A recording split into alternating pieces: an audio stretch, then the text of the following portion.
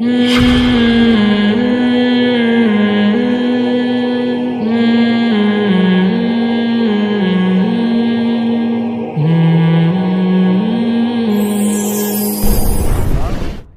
کر سکتا، ممکن نہیں ہے.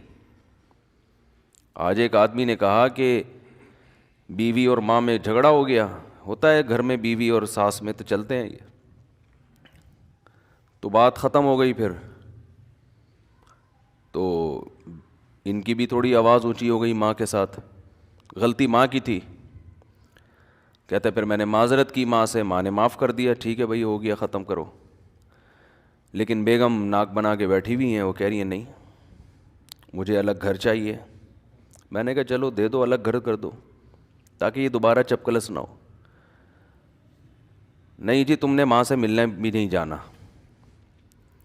الگ گھر ہوگا میرے ساتھ ہی رہو گے آپ، ماں سے آپ کو ملنا نہیں ہے. اور بچوں کو بھی ماں سے نہیں ملانا. جو میرے بچے ہوں گے وہ بھی نانی دادی سے. اچھا میرے پاس جب بھی آیا کریں تو میرا موڈ دیکھ کے آیا کریں، موڈ دیکھا کریں. تو میرا نا میٹر پھر بعض دفعہ ایسا شارٹ ہو جاتا ہے کہ میں بہت الٹے مشورے دینا شروع کر دیتا ہوں. مجھے ایک دم سے غصہ آ گیا. میں نے کہا کیا بولوں پھر، وہ یہاں تو نہیں بول سکتا میں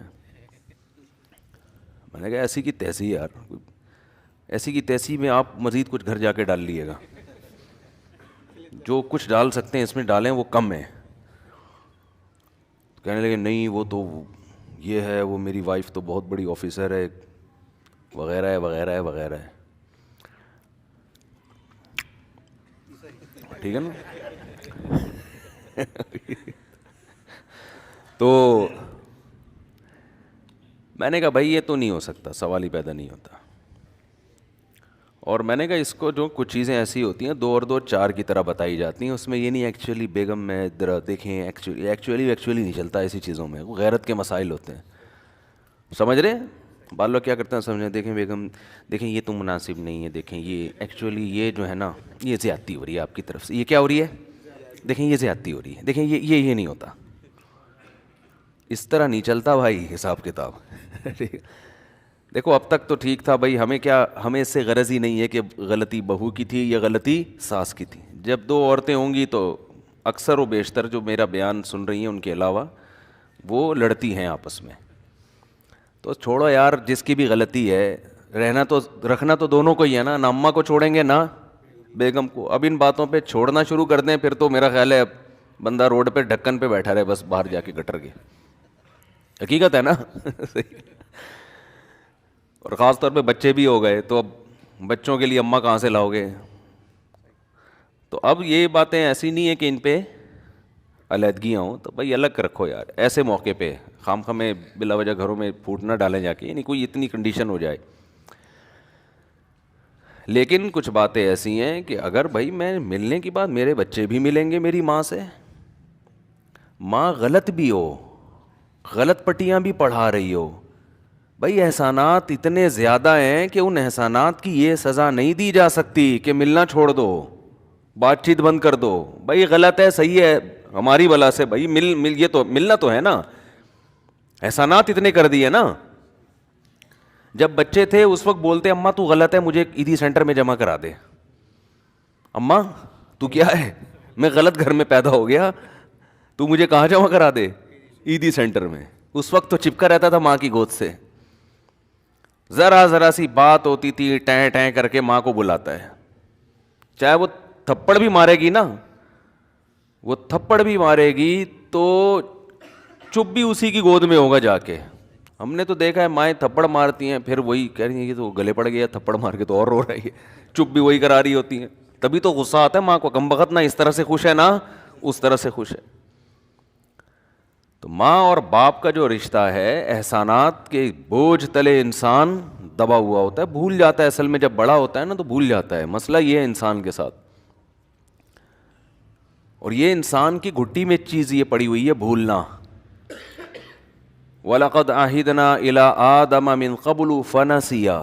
قرآن کہہ رہے ہم نے آدم سے ایگریمنٹ کیا تھا اس درخت کے قریب نہ جانا. فنسیا بھول گئے. وہ کیا ہو گئے؟ بھول گئے کہ اللہ نے کتنے ایگریمنٹ کیے تھے. تو یہ نیچر ہے انسان کی. ہاں جہاں انسان کی نیچر بھولنا ہے، یاد دلانے پہ یاد آنا بھی انسان کی نیچر ہے. آپ کہہ سکتے ہیں جب تو ہماری نیچر کا حصہ ہے تو پھر اگر ہم والدین کے احسانات بھول گئے تو اس میں ہماری کیا خرابی ہے بھائی؟ یہ تو نیچر ہے. یہ ٹھیک ہے کہ بھولنا نیچر ہے، لیکن جب کوئی چیز بھولتا ہے انسان، یاد دلانے پہ یاد آنا بھی کیا ہے؟ نیچر ہے، بشرطے کہ کوئی یاد دلاتا رہے. اب مسئلہ یہ ہے کہ آپ جن جگہوں پہ پڑھتے ہیں رہتے ہیں، لوگ یہ چیزیں یاد دلاتے نہیں ہیں. آپ اسکول میں پڑھتے ہو تو کتابوں کے جو چیپٹر ہیں ان میں والدین کے حقوق کا کوئی چیپٹر ہے ہی نہیں، کوئی ہے ہی نہیں جو آپ کو یاد دلائے. کالج میں جاتے ہو، ٹھیک ہے کوئی ٹیچر اپنے طور پر آپ کو کوئی گائیڈ کر دے تو ایک الگ بات ہے نا.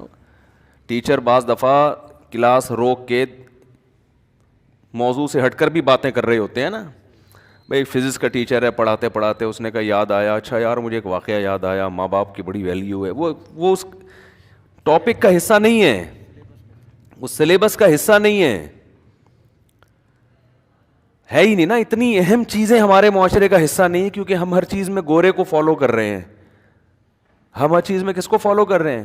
گورے کو. اس سے ہمارا نقصان یہ ہوا ہے کہ ہماری نظر میں دنیا کا سب سے بڑا مسئلہ ترقی کرنا ہے بس، کہ ہم معاشی لحاظ سے مضبوط ہو جائیں، اسپتال اچھے بن جائیں، سڑکیں اچھی بن جائیں، گرین بس چل پڑے، گرین بس چل پڑے. اور اگر چلے تو پی ٹی آئی کہے ہم نے چلائی، مسلم لیگ کہے ہم نے چلائی. یہ ان کے مسائل ہیں. اب میں نہیں بتاؤں گا کس نے چلائی ہے، لوگ ایک دم کہیں گے یار ویسے صحیح سے بتا دیں چلائی کس نے ہے. ڈرائیور نے چلائی ہے، صحیح کہہ رہے ہیں. تو ہمارا جو مسئلہ بن چکا ہے نا، وہ کیا بن چکا ہے؟ ترقی. ترقی ہو، ترقی سے مادی ترقی، پیسہ زیادہ ہو، پیٹ بھرا ہوا ہو، صحتیں اچھی ہوں، کھا رہے پی رہے ہوں. وہ بھائی جو سب سے بڑا محسن ہے وہ اللہ ہے، وہ ڈکشنری سے نکل گیا. گورے کی لغت میں ہے اللہ؟ ہے؟